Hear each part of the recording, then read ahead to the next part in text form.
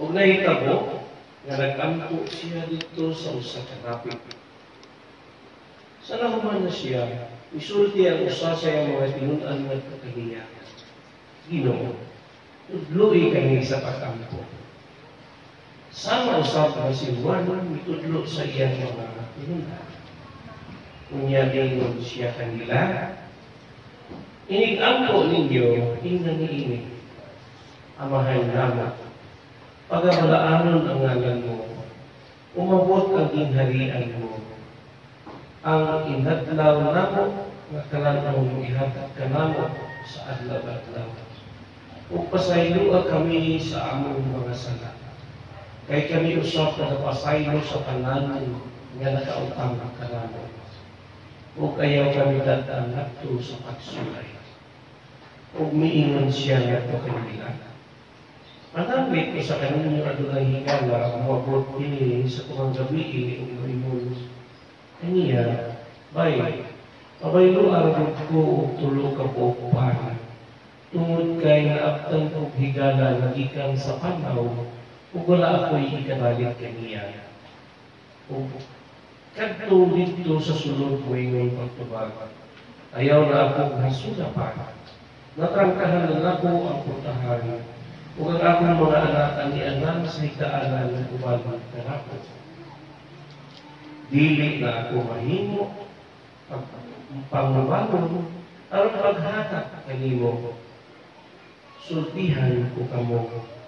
Bisan pa og iya ining higala, dili siya mobangon unya naghatag kaniya. Apan tungod gayon sa pagkawalay ulaw niini, mubangon na lang siya ug muhatag kaniya sa bisan unsa na iyang gikinahanglan. Ug ako mismo nagaingon kaninyo, pangayon ug paghatagan kamo. Pangita ug makakaplag kamo. Panuto ug pag-aablihan ini kaninyo. Kay si bisan kinsa nga mangayo makadawat. Ug ang mangita makakaplag. Ug siya nga manuto pag-aablihan.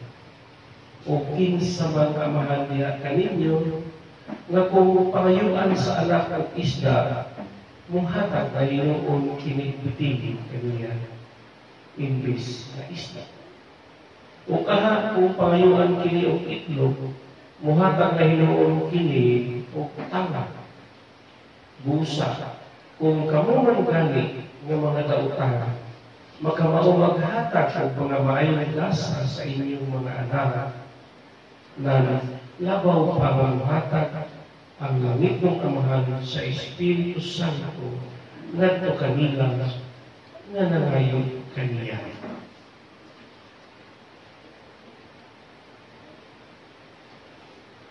Ang Ebanghelyo sa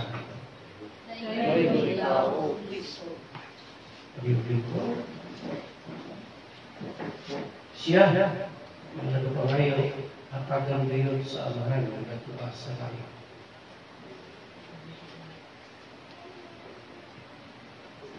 Ang mga apostoles ng ikagat, at least kung ipadala na sila sa ilang misyon, usa sa mamahimong nila trabaho mao ang pag-ampo. O ang pangutana, ano sa akong pag-ampo? Aron nga madasigon kini nga matubag sa Diyos.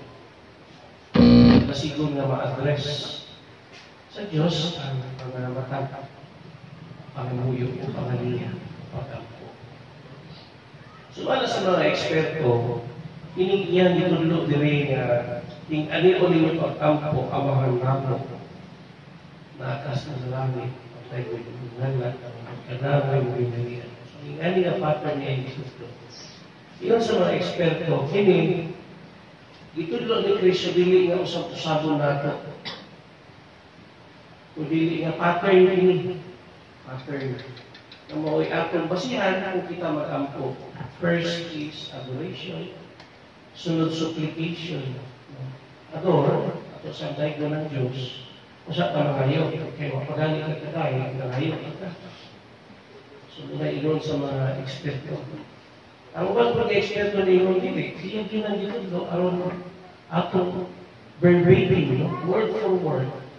Nasudlubon sa pag-ampo kay. So far, kanang iyang gitudlo, maoy usa sa pinaka-komprehensibo na pamaagi sa pag-ampo na nakapture niya kanan. Naadihan tanan sa sulod sa maong pag-ampo kaning amahan nana. Ang kinahanglan ay ampo sa usa ka tawo. Gani ningon pa ang eksperto nga usa ang magtagmampo, mura man mga maritis o marisol. Ato pa mong jamin-jamin ang ginawa binato madalarag uto-uto ang ginawa. Di pa ang pura mo ang pura kaon, nabutan mo ang pura kapitan kay Mayor. Nilayo yun. Naghalang isulti ba? Kung saan man nangatik na tas Ginoo, kitik-atik na nato. Mura mo, ginapadako na itong buhan sa Ginoo. Before you ask, usap ka na ngayon, ay ba mo nabiyagyan ang Diyos? Bisang pamanggali usap ka na tao, nakaibulo na magani ang Diyos na matamo tayo. That means, dili gusto sa Diyos ang ginatawag ng mga flowery words. Daghan pa kay kag-isulti. Makabantay mo na. Biskin mo ka ako, nagapas mo lang yun. Kung huwag ampo, itaasa, ginawa ko Diyos ko. Kaya pag-ampo, apil yung taman kung pwede. Apil kong sa balay, apil sa ampo. Ay, ako din dito lang sa pag-ampo. Kung malas kapitan, yapil pas pag-ampo. Sabi kayo sa bagay ginawa ni mo. Sabi kayo intensyon ni mo i-ampo ka. Magkano mo nagpasalamat, very simple. Diba? Ginoo, salamat na yung pagkaw, na mga salamat mo. Inaw ko, paray na yung kalawat sa iyong kain. Diba? Tapos, hindi kayo ngayon rin mo kaya. Bisang taman sa mga kapital na nalindi, bisang taman sa mga milyon, sa mga slatos. You see, karang ang gitulo sa Diyos kanato is to be direct and concise. Kaya sa atong mga pag-apo. Kaya kung tinutulo, ang atong pulong binatag na kung niya kanato. So, in whatever words we use to pray to God, God will always understand. Kung nakanindot pa dili kay, grabe kaayo ang content sa mga pag-ampo. Kining our Father. Ang sunod ko. Kung tanaw na ito, nag-arayag siya ang usa ka pagtanaw sa kalibutan. Bilang mga Kristiyano, ang usa pagtanaw natin sa kalibutan.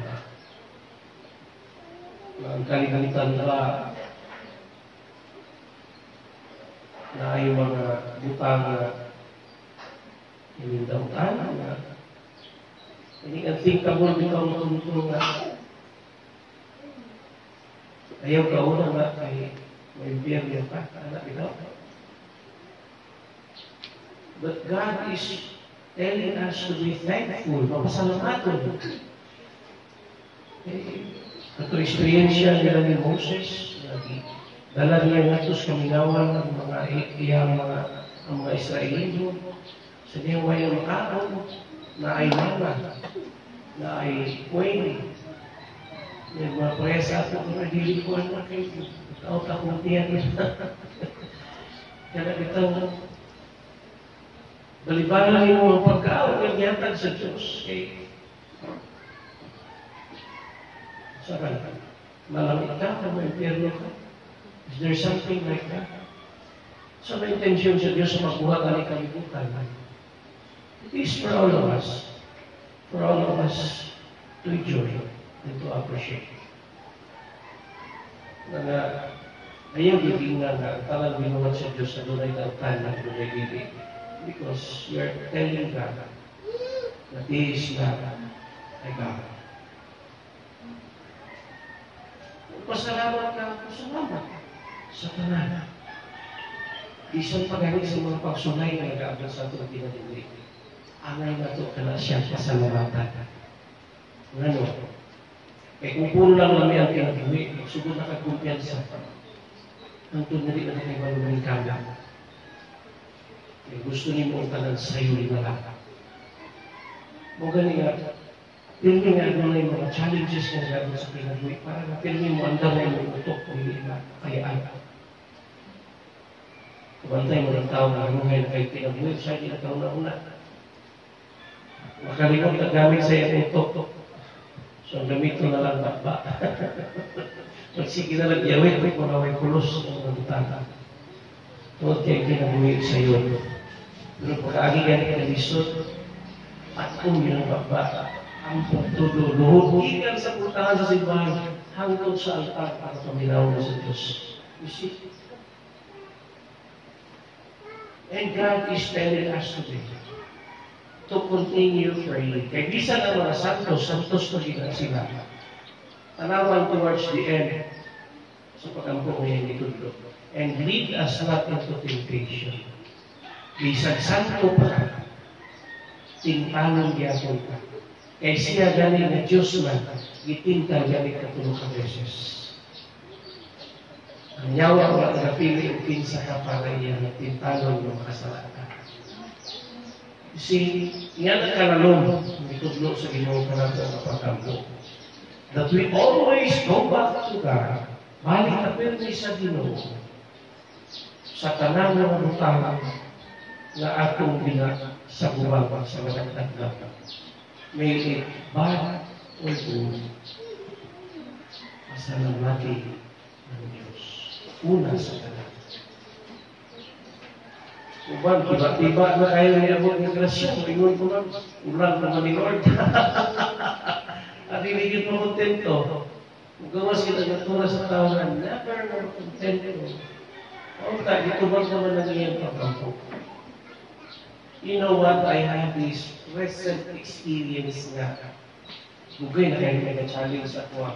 Ever since ka nagsugod ni Sir Sherwin Tudlo diya sa City High, I was dreaming of entering into a law school. Gusto ko mag-eskwila abogasya. Law. Gusto ko mag-abogado. Pero every time na mo attempt ko take entrance, ang nagababagsak ko pa, pero may nagkugrason. Kasi hindi na ko kaya. Tigumang na ko. Taon-taon na wala nakabasa-basak mga libro, kasi hindi na ko na kaya. Sigminos na akong memorya. Eskwila ko anak. Para kabili na siya ako. Okay, nilabay na lang yun. The next year, attempt na po exam. Mababa ko sa kuwa. Kasi gasto kayo na siya. The following year, kasi nasuko ako asawa, kay 6 to 9 na ang klase. Huwag ko na hutan ng rason. Until recently, ulang. Ano, nisunod ko. Sige, take ko. Kasalat na. But I was praying. Ginoo, ikaw ang bahala. Siguro naman ka natugay na nakuligyan mo, but as far as I know, wala naman kapasidad para ganyan na, kung tanong ni Mrs. na mga kami gawa sa result sa entrance exam, pasado po. Kung sa'yo kung resulti kanina sa pagkakaroon mo sa lahat, salamat din, I never expected this. I think I am too old for this. I think I cannot do it. You see, God is so good that He always hears the admirations and plans of our hearts. Kaya nakita siguro niya na naayos. If God answers our prayer, may it not be directly what we pray, hindi man siguro patunggi panganguyog yung nato niya, diba? Pero naa siya yung pamaagi na itong paguna sa laing na pamaagi. Actually, atong elementary pa ko, ipakutala ko sa akong mga dinikanan. Kung sa'yo gusto na ko pagdakot doon ako itubag. Kung dili abogado, doktor. Pag-college is wala ko engineering, hindi na ko kaya mathematics. Ay mo ko pare. Nilikay sa ako dito sa dua, doktor, abogado. Now, you look at it, how God answers my prayer after 50 years. See? 50 years have gone. And now God says, take the exam. Ako'y bahala. Kapasalan ka. Gadwa-dwa ko. Well, that's how good God is. Kung diniban ka ng ugma, there will always be a time and a place when God plans it for you. Never nga mahutan at Diyos o panahon o lugar para hanatong tanan. Kaya kung tiguk lang na itong pagsayang sa Diyos. You know what? Entrance exam pa lang eh. Napa may interview. Kuman sa interview, may eskwela pa ako 5 years. Didn't take ako bar. But I do not look forward to that. What I look forward into is salamat for this gift. This that you give me is good enough. Pasalamatan ako. Because without this, I cannot continue to the next step of my life. So that is how also we receive. Nga na po siguro pagdawat natin sa atong giampo. Whatever is the answer of God, never complain. Ayaw siya iklamo. Ayaw siya giyaw-yaw. Kay sama sa atong mga inahan, God knows what is best for all of us. Always yun siya kayo. Kung sa'yo maayon, alam ka na. So inaw-taon-tara ka rin nga si Man, o sa mabot ng panahon, ato pinipagmaladungan sa matag panahon ng kita mag-ampo, inahanglan andam kita na mudawat sa tuba sa atong mga ginaampo. Dili kay kita'y mag-uusaw na pagtuba sa Ginoo ang atong mga pag-ampo. Inaw-taon. Palihog-palihog po ang tanay. Nagatuong kami sa usap. Magbubuhat sa langit sa yuta, sa tanawang kita o kita. Nagatuong kami sa sabi mo, sa Jesucristo ang bugtong anak sa Diyos. Ianak sa amahan sa walakay katuigan. Diyos bilang sa Diyos, kahayag bilang sa kahayag. Matuod na Diyos bilang sa Diyos na matuod. Ianak pinibinuhan. Usag